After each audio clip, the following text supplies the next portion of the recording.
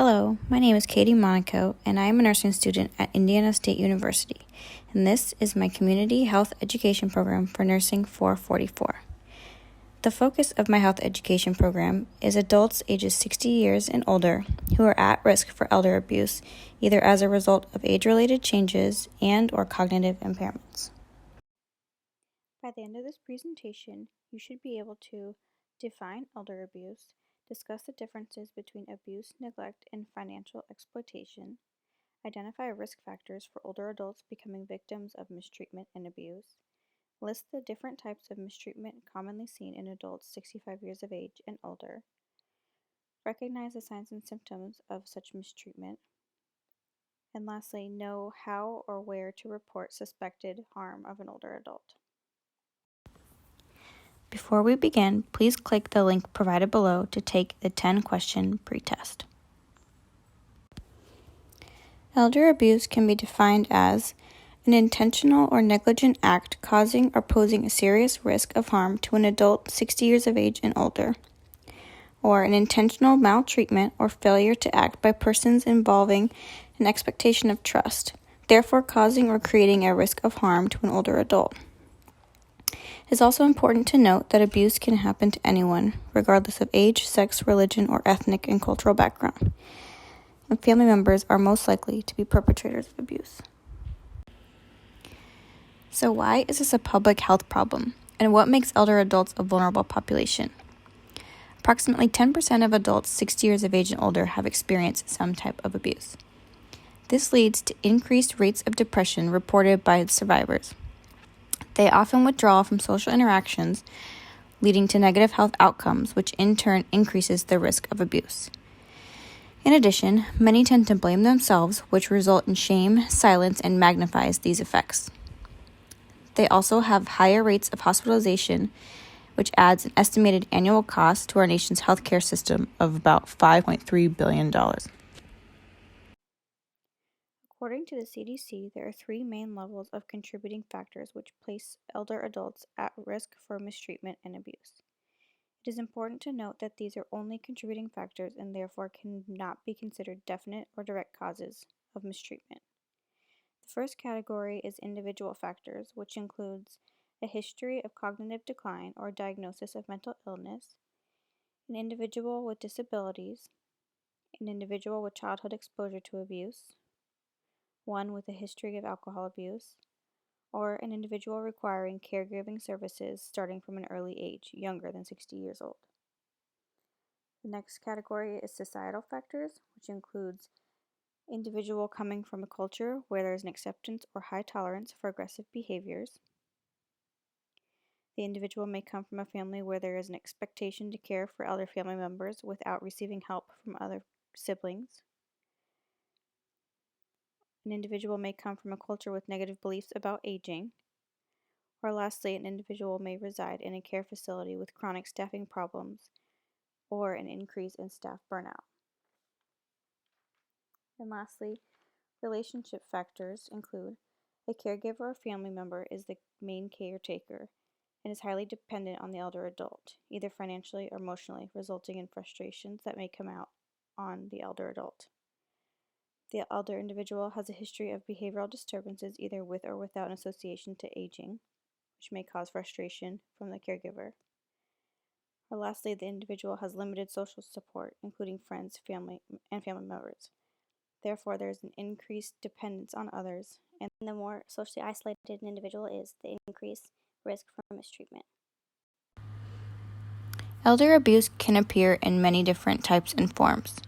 To begin, physical abuse is when bodily harm is caused by physical acts such as hitting, pushing, slapping, or beating to cause physical pain, injury, or suffering. Emotional abuse, also referred to as psychological abuse, is when there is verbal threats, insults, or yelling to cause emotional pain, intimidation, humiliation, or distress to the elder. Neglect is failure to support physical, emotional, and social needs of an elder. This is often seen in caretakers who are ignoring or purposely choosing not to respond to elder adults' needs.